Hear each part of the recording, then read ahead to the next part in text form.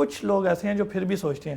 میری مراد ہے مذہبی جماعتوں سے ہمیشہ انہیں کرٹیسائز کیا گیا, ہمیشہ انہیں ٹرول کیا جاتا ہے, ہمیشہ ان کا مذاق اڑایا جاتا ہے, ان کی میمز تک بنائی جاتی ہے اور کہا جاتا ہے کہ یہ کبھی زندگی میں شاید حکومت بھی نہ لے پائے.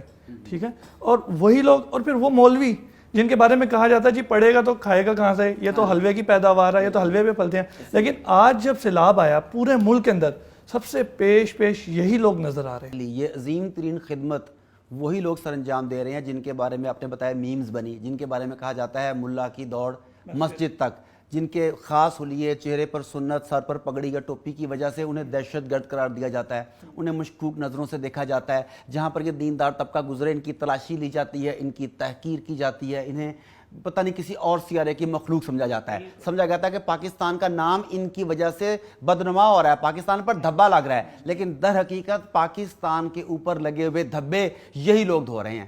ان مدارس کے طلباء کو آپ دیکھیں جو اللہ تعالیٰ کے مہمان ہیں, جو اپنے گھروں سے پتہ نہیں کیسے روکھی سوکھی کھا کے وہاں پہنچے ہوئے تھے کہ دین کی تعلیم حاصل کریں, سختیاں برداشت کر رہے تھے. جب یہ وقت آیا وہ لوگ جنہوں نے ٹریننگ نہیں لی ہوئی تھی انہوں نے اپنی جانوں کو خطرے میں ڈالا, انہوں نے بہتے بپھرے ہوئے پانی کے اندر چھلانگیں لگائیں, لوگوں کو نکالنے کی کوشش کی, لوگوں کا مال و اسباب بچانے کی کوشش کی. جو روٹی وہ کھا رہے تھے وہ روٹی آدھی خود کھائی, آدھی آگے ٹرانسفر کرنے کی کوشش کی. اپنا تمام تر وقت انہوں نے ان کاموں کے لیے لگا دیا.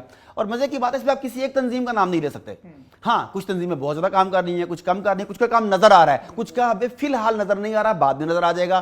کچھ ساتھ ساتھ تشہیر بھی کر رہی ہیں تاکہ لوگوں کو پتہ لگے کون کام کر رہا ہے, اور کچھ لوگ تشہیر سے بے نیازوں کے کام کر رہے ہیں. مگر یہ بات میں انتہائی ذمہ داری سے کہہ سکتا ہوں کہ اس وقت دین کا نام لینے والی ہر جماعت, ہر مسلک کی جماعت, ہر فقہ کو ماننے والوں کی جماعت اس وقت میدان عمل میں ہے. اور تمام کی تمام آپ کی جو این جی او مافیا ہے, یہ جو موم بتی والی آنٹیاں ہیں, یہ میرا جسم اور میری مرضی اور آزادی اظہار رائے اور حقوق نسواں, یہ سب کے سب اس وقت اپنے ڈرائنگ رومز میں بیٹھ کے سگار پی رہے ہیں, کافی پی رہے ہیں, چرس بلکہ پی رہے ہیں. زیادہ بہتر اگر صاف الفاظ میں کہا جائے, کوئی کوک کا نشہ کر رہا ہے, کوئی چرس کا نشہ کر رہا ہے, اور وہاں پہ بیٹھ کے پلان یہ کر رہے ہیں اس وقت. یہ موم بتی مافیا جو ہے, یہ جو این جی اوز ہیں, یہ اس وقت پلان کیا کر رہی ہیں؟ پلان یہ کر رہی ہیں کہ جیسے یہ سیلاب زدہ تھوڑا آگے پیچھے ہو, پھر بیرون ملک سے امداد آئے گی, ہم اس امداد کے حصے بکھرے کیسے کریں گے. پھر ان این جی اوز میں وہ آنٹیاں موجود ہیں جنہوں نے لاسٹ ٹائم جو زلزلہ آیا تھا وہاں سے معصوم بچوں اور بچیوں کو بظاہر اڈاپٹ کیا, ان کا دین تبدیل کروایا, کسی کو پروسٹیٹیوشن میں لے گئے, کسی کو چائلڈ لیبر میں لے گئے, کسی کو بیرون ملک سمگل کروایا, کسی کو بائبل کی تعلیم دی جانے لگی.